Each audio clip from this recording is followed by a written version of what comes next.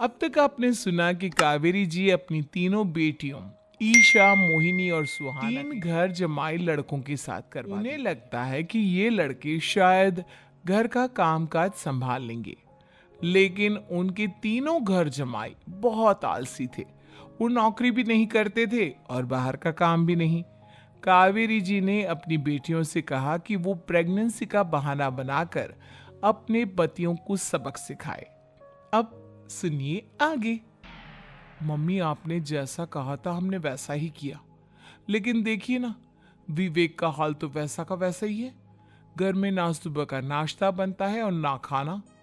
नौकरी पर जाने की बात करूं तो खाने को दौड़ते हैं मुझे। हाँ मम्मी, मैंने भी सुमित को कितनी बार कहा कि अगर नौकरी नहीं करनी तो कोई छोटी सी दुकान ही खोल लो, घर का खर्चा कैसे चलेगा। देखो दोपहर के 12 बजने आए और जनाब अभी तक सो रहे हैं। हाँ मम्मी, ईशा और सुहाना ठीक कहती हैं। अविनाश का भी यही हाल है। जब मैंने अपनी प्रेगनेंसी के बारे में कहा तो मुझसे कहने लगा, अरे दूसरी लड़कियां तो 9 9 महीने तक नौकरी करती है, बस डिलीवरी के टाइम छुट्टी लेती है। मोहिनी, तुम भी नौकरी करो। अब मुझे कहाँ नौकरी मिलेगी। मम्मी बताओ अब मैं क्या करूं। हे भगवान, क्या सोचकर घर जमाई दामाद लाई थी मैं कि मेरी बेटियां मेरे पास रहेंगी और खुश रहेंगी, लेकिन इन आलसी दामादों ने तो हमारी जिंदगी को भी प्रॉब्लम में डाल दिया है। मैं तो कहती हूँ मम्मी, हम लोग वापस अपनी जॉब पर जाना शुरू कर देते हैं। बता देते हैं इन लोगों को कि हमने प्रेगनेंसी का बहाना किया है। नहीं नहीं बेटा, ऐसी गलती भी मत करना। अगर तुमने ऐसा किया तो इन तीनों की आदत और खराब हो जाएगी। अरे आज नहीं तो कल कभी तो तुम प्रेग्नेंट होगी, तब वापस यही प्रॉब्लम आएगी, तब क्या करोगी तुम तीनों। हाँ मम्मी, आपकी बात तो बिल्कुल सही है। इन लोगों को तो सुधारना ही पड़ेगा। लेकिन कैसे? अपने बच्चों के आने की खबर सुनकर भी इन लोगों पर कोई असर नहीं हो रहा। पैसे कमाने के लिए घर से बाहर निकलना ही नहीं चाहते ये तीनों। अब मेरे दिमाग में एक प्लान आया है, तुम तीनों चिंता मत करो। उन तीनों को बुलाओ, फिर मैं बात करती हूँ। थोड़ी देर बाद कावेरी जी अपने तीनों दामादों को सामने बुलाकर अपनी बात कहना शुरू करती हैं। अविनाश, सुमित और विवेक, देखो बेटा, मैं ना तुम तीनों से बड़ा प्यार करती हूँ, इसीलिए तो तुम्हें घर जमाई बना कर रखा है मैंने। अरे मम्मी जी, सीधे सीधे कहिए ना, क्या बात है। प्यार तो हम भी आपको बहुत करते हैं। अरे मम्मी जी, आपकी इज्जत भी बहुत करते हैं। अरे भाई, आपके जैसी सास और कमाने वाली बीवी सबको मिलती है क्या? हाँ मम्मी, विवेक और सुमित ठीक कह रहे हैं। आपकी बेटी से शादी करके मेरी तो जिंदगी ही अच्छी हो गई है। जानती हूं मैं, और ये भी जानती हूं कि तुम तीनों अपने अपनी बीवियों से बहुत प्यार करते हो।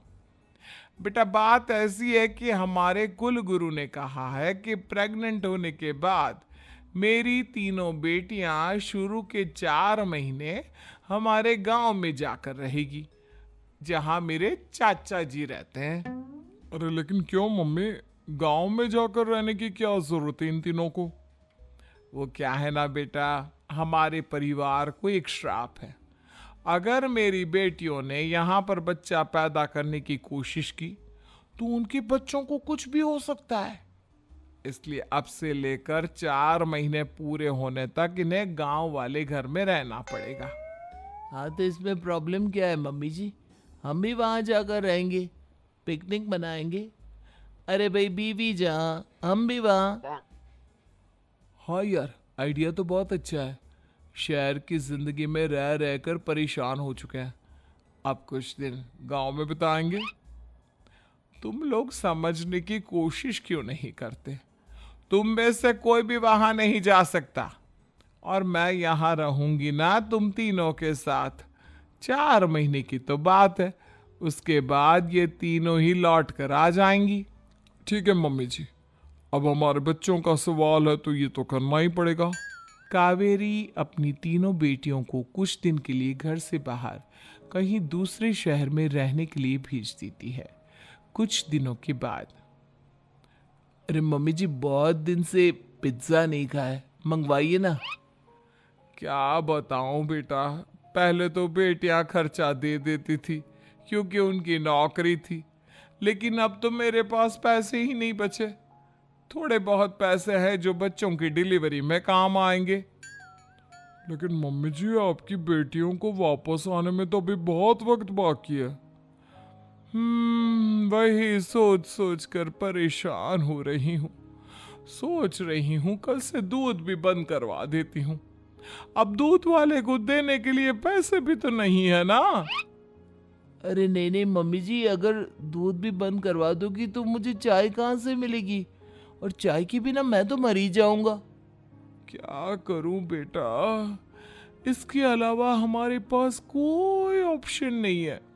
मेरे पास पैसे ही नहीं बचे। इस तरह कावेरी जी धीरे धीरे अपने तीनों दामादों को पैसे देना बंद कर देती हैं और घर में खाने पीने की चीजें लाना भी बंद कर देती है।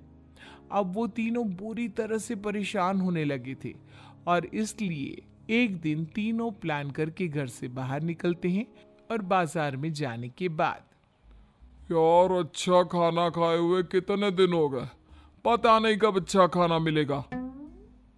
हमारी बीवियों के जाने के बाद तो हमारी हालत भिखारियों जैसी हो गई है यार। कुछ भी हो, मुझे तो आज पिज्जा खाना ही खाना है।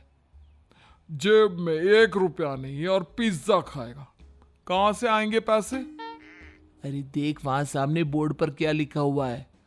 कंप्यूटर पर काम करने के लिए एक आदमी की आवश्यकता है।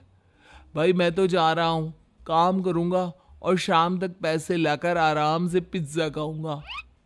जा जा, तुझे कोई काम नहीं देने वाला, हम तो घर जा रहे हैं। चल भाई सुमित। सुमित और अविनाश वहां से चले जाते हैं और विवेक उस कंप्यूटर शॉप पर सारा दिन काम करके 5,000 रुपये कमा कर घर लौट कर आता है और अपने खाने के लिए अच्छी अच्छी चीजें भी लेकर आता है। ये देखकर विवेक और सुमित के दिल में भी कुछ पैसे कमाने की इच्छा जागती है। अरे सुबह सुबह कहाँ चल दिए तुम? मम्मी जी, एक बहुत अच्छी जगह मिली है। कंप्यूटर पर काम करने के 5,000 मिले थे कल मुझे। अगर रोज काम करूंगा तो पूरे 40,000 की तनख्वाह। अरे वाह, ये तो बहुत अच्छी बात है दामाद जी, आपको जाना ही चाहिए। सुमित और अविनाश विवेक को इस तरह तरक्की करते देखकर परेशान हो जाते हैं और वो दोनों भी काम की तलाश में निकल पड़ते हैं। धीरे धीरे उन दोनों को भी काम मिल जाता है। अब कावेरी के तीनों दामाद छोटी मोटी नौकरी करके अच्छा पैसा कमाने लगे थे। एक दिन कावेरी उन्हें अपने पास बुलाती है। अरे वाह, विवेक 40,000 कमा लेता है, अविनाश 60,000 और सुमित तुम भी 40,000 के आसपास कमा ही लेते हो। कुल मिलाकर तुम अच्छे खासे पैसे कमा रहे हो बेटा। हाँ मम्मी जी, बहुत मजा आता है जब महीने के एंड में मोटी रकम हाथ में आती है। पूछिए मत मम्मी जी, घर में रहकर रोटी बना बनाकर और तो जैसा महसूस होने लगा था मुझे तो। हाँ बेटा, तुम तीनों की बात तो बिल्कुल ठीक है। और जानते हो, अब तुम तीनों की पत्नियां भी वापस लौट कर आने वाली है। लेकिन मम्मी जी, अभी तो उन्हें गए सिर्फ 2 महीने हुए हैं।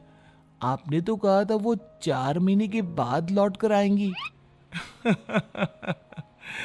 ऐसा कुछ नहीं है बेटा, मैं सिर्फ तुम तीनों को सबक सिखाना चाहती थी कि आदमी घर में बैठकर बीवी की कमाई खाता हुआ अच्छा नहीं लगता। इस दुनिया में हर इंसान को मेहनत करनी चाहिए, काम करना चाहिए, चाहे वो औरत हो या आदमी, ताकि अपने परिवार को संभाल सके। कावेरी की बात सुनकर उन तीनों को अपनी गलती का एहसास होता है और कावेरी उन्हें सच बता देती है कि ईशा, सुहाना और मोहिनी शहर में ही कहीं दूसरी जगह रह रहे थे। शाम के वक्त उन तीनों की पत्नियां लौट कर आ जाती है और कावेरी जी का परिवार एक खुशहाल परिवार की तरह